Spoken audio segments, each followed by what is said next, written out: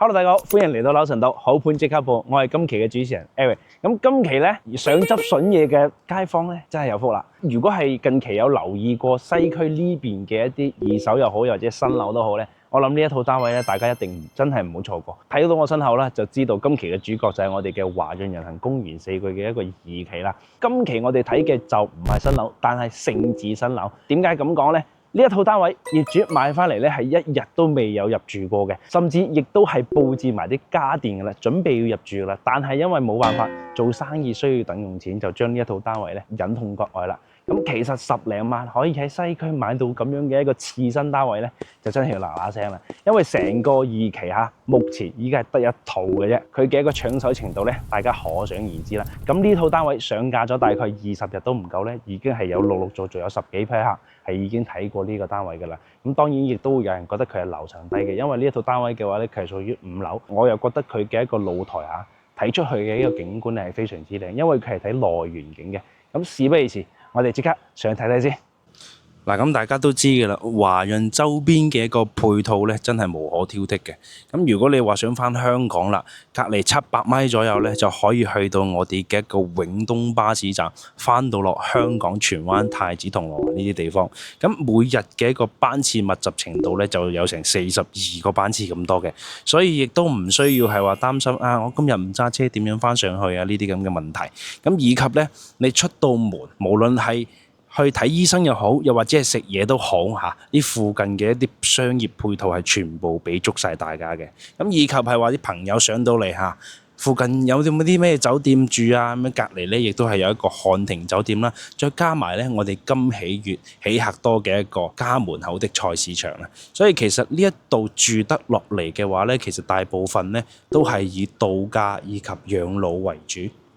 所以成個片區住翻落嚟咧，亦都係相對嚟講非常之舒服嘅。成個內園嘅一個景觀啦，包括佢嘅一個設計風格咧，我個人認為咧，亦都係 No.1 嘅。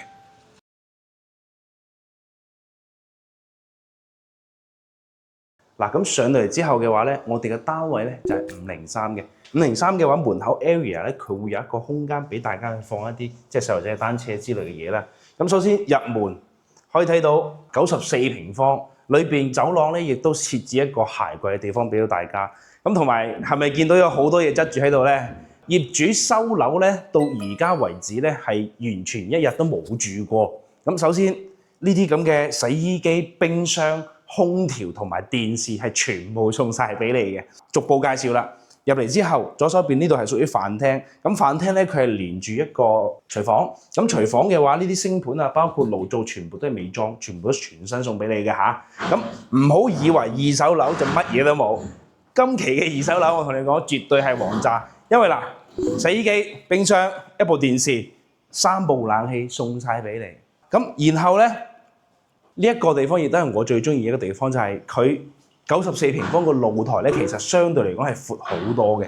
並且咧，佢係屬於低樓層，大家可以感受下呢一個景觀咧，望咗去嘅一個內園景，其實係非常之舒服嘅。嗱，我有個客咧，佢3年前同我講嘅一句話，到依家我都仲記憶猶新。佢就係話：當你喺市區買得低樓層嘅情況下咧，唔好辛苦，因為咧你一年4季望到嘅景色同人哋都係唔一樣嘅。咁佢隔離呢度就連間房，咁我哋一間房睇。一翻嚟，咁因為係啦，業主未通電，所以就會有少少暗。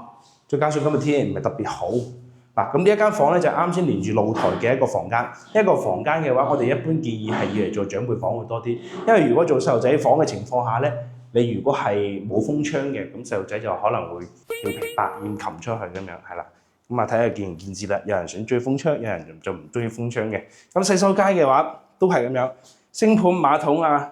企缸位啊，全部係做好晒，咁就係冇用過嘅。咁然後第二間房，呢間房咧，佢就係望翻我哋1期嗰邊嘅一啲內園景觀啦。咁呢間房就亦都可以嚟做兒童房會好啲啦。呢間房嘅話咧，其實隨住細路仔長大嘅情況下咧，就可以慢慢將呢一間房早期要做兒童房，後期要做麻雀房，亦都係完全冇問題嘅。嗱，咁睇翻主人房先，主人房佢係有帶一個套間。咁啊，套間呢度嘅話咧，佢就係做咗一個鑽石型嘅。